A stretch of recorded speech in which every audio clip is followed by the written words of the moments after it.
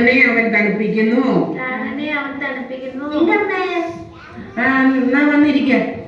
കോഴിക്കോട് അടച്ചോ എന്തോ ആർക്കറിയാം. അവൻ തണുപ്പിക്കുന്നു. തിരുനാമം നിമിത്തം. എലിക്കുട്ടി. റോസമ്മയോ? അയ്യോ, കുടുംബ പ്രാർത്ഥനയായിരുന്നോ? എന്നാ ഞാൻ പോയിട്ട് പിന്നെ വരാവേ. എടി, വേദപുസ്തകവും പാട്ടുപുസ്തകവും ഒക്കെ എന്നും ഇവിടെ ഉണ്ട്. നീ വല്ലപ്പോഴും അല്ല വരുത്തുള്ളൂ. എന്താണ് വിശേഷം? ഓ, വിശേഷമൊന്നുമില്ല. എന്നാ നിങ്ങൾ പ്രാർത്ഥിക്കും, ഞാൻ പോയിട്ട് പിന്നെ വരാം. ഓ, സാരമില്ല. എടി, ഞാൻ പായിടുന്ന സമയത്ത് അപ്പുറത്ത് എന്തോ ഒരു സംസാരം കേട്ടു. അവിടെ വഴക്ക് വല്ലതും ആണോ? അറിയത്തില്ലടി, ഞാൻ കേട്ടില്ല. അപ്പൊ നീ അത് ശ്രദ്ധിച്ചില്ല? ഓ, കുറെ ശീലാവധി നടക്കുന്നു, നശിപ്പിച്ചു. ഞാനിപ്പോ വന്നതേ, അന്ന് നീ എനിക്കൊരു വള പണയം വെക്കാൻ തന്നില്ലായിരുന്നോ? അത് ഞാൻ തിരിച്ചു തരാനാ. ആരാ വന്നേ?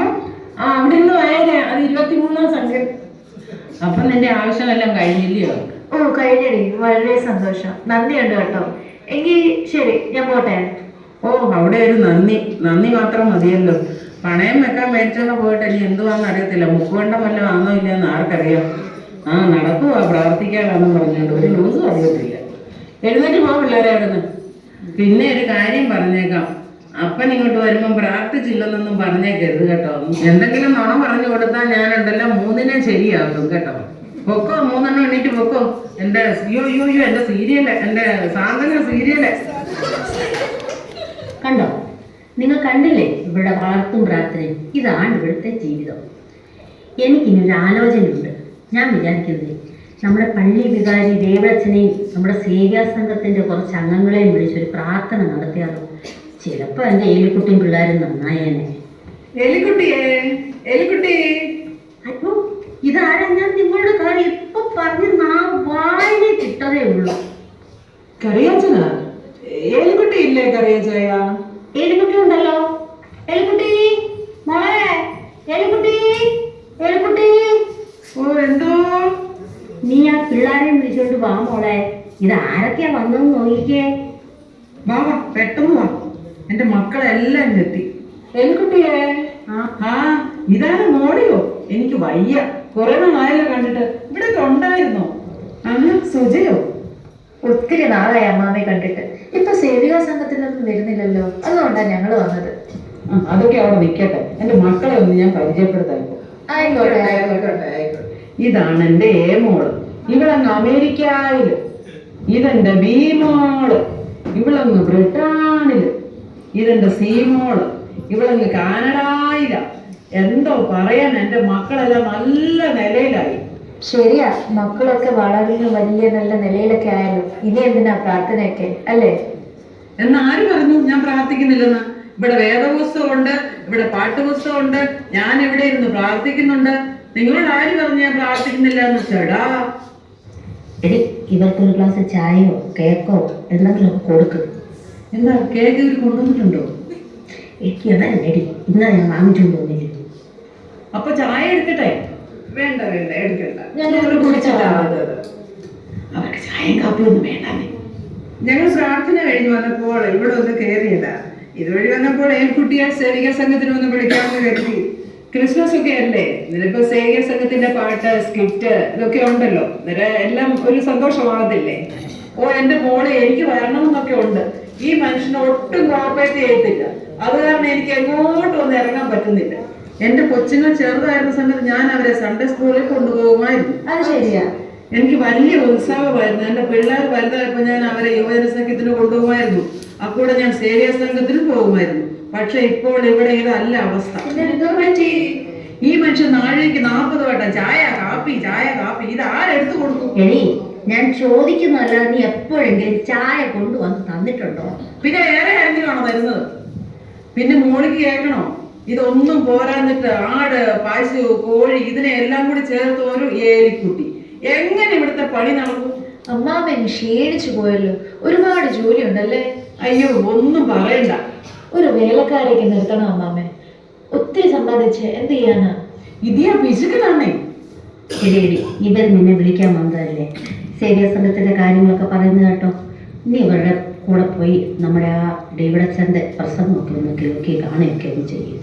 അതിനല്ലേ ഞാൻ നിങ്ങളോട് പറയുന്നേ, ഒന്ന് കോർപ്പറേറ്റ് ചെയ്യാൻ ഞാൻ പോകാമെങ്കിൽ. ഏലിക്കുട്ടി കറിയാച്ച, ഇപ്പോഴുണ്ടല്ലോ സേവിക സംഘത്തിന് തീരെ ആളില്ല. തീരെ ആളില്ല എന്ന് മാത്രമല്ല, ഈ വരാത്തവരൊക്കെ ഒന്ന് മനസ്സിലാക്കണ്ടേ ഏലിക്കുട്ടി. നമ്മുടെ ഈ ഡേവിഡ് അച്ഛനുണ്ടല്ലോ, ബൈബിൾ ക്ലാസ് എന്ന് പറഞ്ഞാൽ അപ്പോസ്തല പ്രവർത്തികൾ വരെ എടുത്തു. അച്ഛന്റെ പ്രസംഗം ഒന്ന് കേൾക്കണം.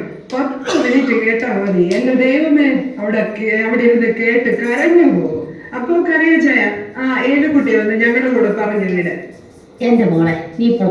ഇത്രയും നല്ല പ്രസംഗവും നല്ല പ്രാർത്ഥനയുള്ളപ്പോൾ നീ എന്തിനാ ഇവിടെ വെറുതെ ഇരുന്ന് പശുവിനെയും കോഴിയും ഒക്കെ നോക്കുന്നത്? അവളിവിടെ പോ. എനിക്ക് നിങ്ങളെ ഒരു വിശ്വാസവും ഇല്ല. ഈ മനുഷ്യൻ നിങ്ങളെ കാണുമ്പോ ഇങ്ങനെ ഓരോന്നൊക്കെ പറയും. ഇതിയാനുള്ളൊരു സ്വഭാവമാണ്. എടി അങ്ങനെയല്ല, ഞാൻ ആത്മാർത്ഥമായി പറയുക. ആണോ? നീ പൊയ്ക്കോ, നീ ഇവരുടെ കൂടെ പൊയ്ക്കോ. എലിക്കുട്ടി, ലൗകിക വളർച്ചയൊന്നും വേണ്ട കേട്ടോ. ആത്മീയ വളർച്ച നമുക്ക് വേണം. അതിന് നമുക്ക് കൂട്ടായ്മയും വേണം. വീട്ടിലിരുന്ന കൂട്ടായ്മ കിട്ടത്തില്ല. അതിന് സേവിക സംഘത്തിൽ പോകണം, ബൈബിൾ ക്ലാസ്സിലൊക്കെ പോകണം, അവിടെ ഇരുന്ന് തിരുവചനമൊക്കെ പഠിക്കുകയും വേണം. പ്രതിസന്ധി വരുമ്പോൾ നമുക്ക് ദൈവകൃപ കിട്ടുന്നതിന് വേണ്ടിയൊക്കെ ഇതിനൊക്കെ പോവുകയും വരികയും ഒക്കെ ചെയ്യുന്നത്. അപ്പൊ നാളെ മുതൽ വരണേ. ഇനി ഞാൻ സഹകരിക്കുകയാണെങ്കിൽ എനിക്ക് വരുന്നതിന് ഒരു കുഴപ്പമില്ല. നീ പൊയ്ക്കോടി. എന്നാൽ കറിയാച്ച പിള്ളേരൊക്കെ വന്നതല്ലേ. മക്കളെ, നിങ്ങൾ അമ്മയും കൂട്ടി ഒന്ന് വന്ന് നോക്ക്. ഒരു ദിവസം വാ. എന്നിട്ട് അപ്പൊ ഏലിക്കുട്ടിക്ക് മനസ്സിലാവും എന്താ പ്രാർത്ഥന എന്നൊക്കെ.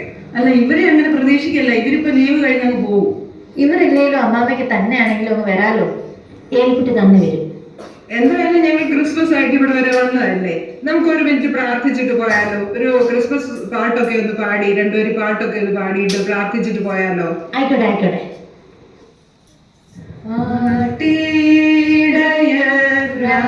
രാത്രികാലെ കൂട്ടമായി പാർക്കവേ ദൈവദൂതന്മാരിറങ്ങി ദിവ്യശോഭയോടെ. നമുക്ക് പ്രാർത്ഥിക്കാം. കർത്താവേ, കറിയാച്ചന്റെ ഏലിക്കുട്ടിയുടെ ഭവനത്തിൽ ഞങ്ങൾ വന്നിരിക്കുന്ന കർത്താവേ, എ മോളെയും ബി മോളെയും സി മോളെയും കാണുവാനിടയായല്ലോ കർത്താവേ. നിന്റെ സന്നിധിയിൽ ഞങ്ങൾ വന്നപ്പോൾ ഈ ക്രിസ്മസിന്റെ ദിനത്തിൽ ഇവർക്ക് കൊടുത്തിരിക്കുന്ന മാനസാന്തരത്തിനായ നന്ദിയോടെ സ്തോത്രം കർത്താവേ. കറിയാച്ചന് കൊടുത്ത മാനസാന്തരം നീ കണ്ടുവല്ലോ കർത്താവേ. ഏലിക്കുട്ടിയെ സേവിക സംഘത്തിൽ പറഞ്ഞു വിടുവാൻ നിന്റെ മകന് കൊടുത്ത മനസ്സിനായിട്ട് നന്ദിയോടെ സ്തോത്രം കർത്താവേ. ഞങ്ങളുടെ അച്ഛന്റെ പ്രാർത്ഥനകളും പ്രസംഗങ്ങളും വൃഥാവായി പോകാൻ ഇടയാക്കരുതേ ദൈവമേ. കർത്താവിന്റെ നാമത്തിൽ ഞങ്ങൾ കൂടി വരുമ്പോൾ നിന്റെ കൃപയിൽ ഞങ്ങളെ കാത്തോളണേ കർത്താവേ. ഏലിക്കുട്ടിക്ക് പലവിധമായ ക്ഷീണാവസ്ഥകളൊക്കെ ഉണ്ട് കർത്താവേ. ശരീരത്തിന്റെ ക്ഷീണത്തിൽ നിന്നൊക്കെയും വെടിവിക്കണമേ ദൈവമേ. ഞങ്ങളോട് കൂടെ ഇരിക്കണമേ കർത്താവേ. സകലവും യേശുവിന്റെ നാമത്തിൽ താഴ്മയെ യാചിക്കുന്നു. കൃപയോടെ കേൾക്കുവാനാകണമേ. ആമേൻ. കാലം കഴിയാറായി. നമ്മുടെ പ്രിയന്റെ വരവ് ആസന്നമായി. നമ്മുടെ ആത്മീയ ജീവിതം എങ്ങനെയെന്ന് നമുക്കൊന്ന് വിലയിരുത്താം. പ്രാർത്ഥനയോടെ